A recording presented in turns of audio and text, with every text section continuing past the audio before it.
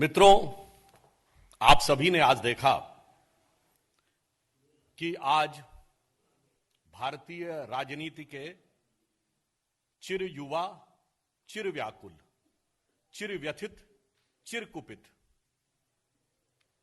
अंग्रेजी माध्यम वालों के लिए भी मैं स्पष्ट कह देता हूं, perpetually youth, perpetually disenchanted, perpetually frustrated and perpetually agitated.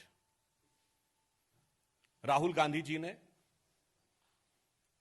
अपने स्वभाव और प्रवृत्ति के अनुरूप अनेक प्रकार के आरोप, प्रत्यारोप, निराधार आरोप, अनर्गल आरोप, उनका वाचन आपके समक्ष किया। जो कुछ उन्होंने बोला उसमें कितना तथ्य है, ये मैं कुछ बिंदुवार उनका उत्तर देने का प्रयास करता हूं, क्योंकि हम ये मानते हैं कि जो कुछ उन्होंने बोला है वो आदतन बोला है, फितरतन बोला है, शरारतन बोला है। ये उनकी आदत में शुमार है। उन्होंने कहा हम किसानों के साथ खड़े हैं। तो माननीय राहुल जी, आज के समय में आप केरल से सांसद हैं, वायनाड से। क्या केरल में एपीएमसी एक्ट है? यदि नहीं तो वहां के किसानों के साथ क्यों नहीं खड़े हैं? यह कैसे संभव है कि कोई चीज केरल के लिए अच्छी है और दिल्ली में खराब है? तो आप कहां और किस किसान के साथ किस रूप में खड़े हैं, यह स्पष्ट करना चाहिए। दूसरा, उन्होंने कहा कि बड़े बड़े उद्योगपतियों के साथ सरकार का संबंध है।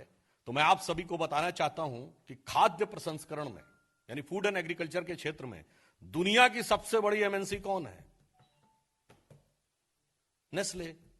उसका कब से चल रहा है काम? पंजाब में लंबे समय से। दूसरे नंबर पे सबसे बड़ी कौन है? पेप्सी, राजीव गांधी जी के जमाने से, 88 से। अभी अमरिंदर सिंह जी ने 2019 में फैक्ट्री का उद्घाटन किया। हम तो सिर्फ राहुल गांधी जी से यह कह रहे हैं, भाई उन बड़ी बड़ी कंपनियों से वहां लाभ हो रहा है पंजाब में या नुकसान हो रहा है? यदि नुकसान हुआ तो अभी तक आपने क्या कार्रवाई की? और यदि लाभ हुआ तो उस लाभ को आप दूसरी जगहों पे क्यों वंचित करना चाहते हैं? स्पष्ट कर दें, इसमें कोई किंतु परंतु की गुंजाइश नहीं है। फूड कॉरपोरेशन ऑफ इंडिया को किसी प्राइवेट कॉरपोरेट का पहला कॉन्ट्रैक्ट कब गया, किस सरकार में गया, कितने वर्षों के लिए गया, कितने प्रतिशत एश्योर्ड प्रॉफिट यानी निश्चित मुनाफे के साथ गया, ये आप लोग स्वयं सर्च कर लीजिएगा और फिर कभी उनसे पूछ लीजिएगा। अगला उन्होंने आरोप लगाया कि किसान यहां बैठे हुए हैं और किसी के ऊपर भी आरोप लगा दिया जाता है, उसको देश विरोधी कह दिया जाता है। तो राहुल गांधी जी के सुलभ संज्ञान के लिए मैं उन्हें पुनः स्मरण कराना चाहता हूं। For his cognizance I would like to remind him, कल चौधरी चरण सिंह जी का जन्मदिन था, पूर्व प्रधानमंत्री, यानी यस्टरडे। और कल यानी टुमारो आदरणीय अटल बिहारी वाजपेयी जी का जन्मदिन है। क्या दोनों के ऊपर आपने देशद्रोह के मुकदमे नहीं लगाए थे? दोनों को जेल में नहीं डाला था? और मैं किसान भाइयों से भी कहना चाहूंगा, चौधरी साहब जब पहली बार उत्तर प्रदेश में मुख्यमंत्री बने तो जनसंघ घटक के 97 एमएलए थे, जनसंघ ने मुख्यमंत्री बनाया और उनकी सरकार को बर्खास्त किसने किया? कांग्रेस ने। और वो केंद्र की कांग्रेस की, इंदिरा गांधी की अल्पमत की सरकार किसके समर्थन पे चल रही थी? कम्युनिस्टों के समर्थन पे। संयुक्त विधायक दल की सरकार 1969। चौधरी साहब की सरकार बर्खास्त करने वाले, चौधरी साहब को 1979 में धोखा देने वाले, चौधरी साहब को जेल में डालने वाले, चौधरी साहब को जब के ऊपर देशद्रोह के केस लगाने वाले, और जब इंदिरा जी पे कार्रवाई शुरू हुई तो चौधरी साहब के लिए क्या क्या अपशब्द नहीं बोलने वाले। वो अगर आज आकर ये कहते हैं कि हम किसान दिवस पर किसानों के साथ खड़े हैं, तो मेरा किसान भाइयों से विनम्र निवेदन है कि इनकी फितरत को पहचानिए जैसा इन्होंने छल प्रपंच स्वर्गीय चौधरी चरण सिंह जी के साथ किया था, वैसा ही ये आपके साथ करने का प्रयास कर रहे हैं। और अटल जी के साथ क्या हुआ, ये सबको पता है। इसलिए लोकतंत्र के बारे में जब ये लोग प्रवचन देना शुरू करते हैं, जिन्होंने, शायद आप लोगों में से बहुत से लोगों को नहीं ध्यान हो कि जॉर्ज फर्नांडिस के ऊपर बड़ौदा डायनामाइट केस, बम धमाके का केस लगाकर, हाथ में हथकड़ी लगाकर सड़क पे चलाया, वो लोग आकर अगर आज ये बात करते हैं तो मुझे लगता है पंचतंत्र में जैसे कहते हैं ना, श्रगाल प्रवचन दे रहा है, इसको शब्दशः न लिया जाए, मैं प्रतीक में कह रहा हूं, वैसा प्रतीत होता है। उसके बाद उन्होंने कही कि साहब ये तो किसी के भी खिलाफ बोल देंगे। सरसंघ चालक भागवत जी के बारे में भी बोल दिया। भाई आप तो बोल चुके हैं। संघ के बारे में आतंकवाद की बात आप किससे बोल चुके हैं? अरे भैया अमेरिकी अधिकारियों से बोल चुके हैं। आपके गृह मंत्री सदन में माफी मांग चुके हैं और आप कोर्ट में माफी मांगने की प्रक्रिया में चल रहे हैं। तो मेरे विचार से यहां पर भी उनकी स्थिति बहुत स्पष्ट है। किसानों के बारे में जो लोग यह कह रहे हैं, हम किसानों के प्रति पूरी तरीके से संवेदनशील हैं। कृषि मंत्री जी ने खुले मन से वार्ता के लिए भी तैयार हैं। उन्होंने लिखित में पत्र भी दिया है। प्रधानमंत्री जी ने, मोदी जी की सरकार ने जितना किसानों के लिए किया है, संख्यात्मक दृष्टि से और भावनात्मक दृष्टि से, both statistically and emotionally, Bharat के इतिहास में अभूतपूर्व है। फिर भी जिन लोगों ने हमेशा धोखा दिया है, जिन्होंने हमेशा छल किया है, मैं पूछना चाहता हूं, चौधरी महेंद्र सिंह टिकैत जी का 1988 का जो आंदोलन था, उसकी कितनी बातें मान ली थी बाद में? किसानों के बड़े बड़े आंदोलन हुए।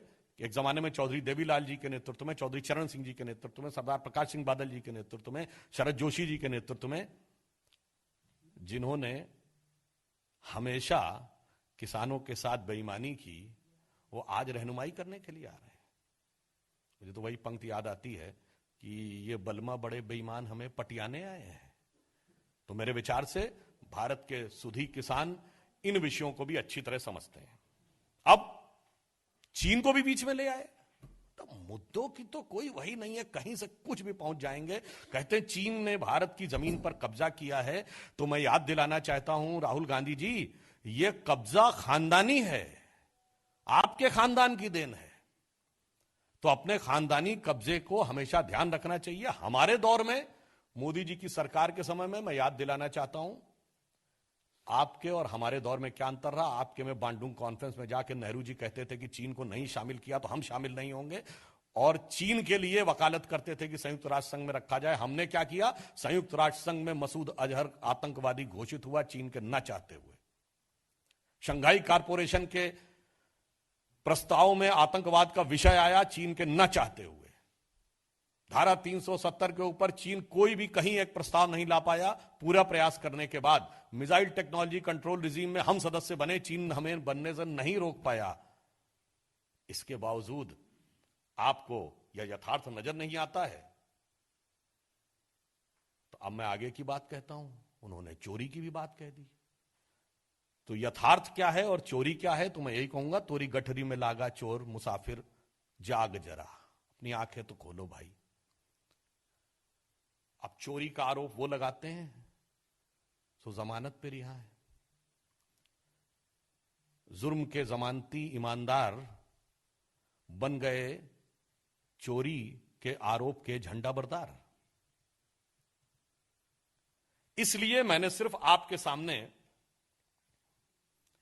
बिंदुवार उनका उत्तर देने का प्रयास किया है। और मैं अंत में कहूंगा, चाहे जितना भी आप मुद्दे बदल लो, आपके ये झूठ और प्रपंच जनता के मध्य चलने वाला नहीं है।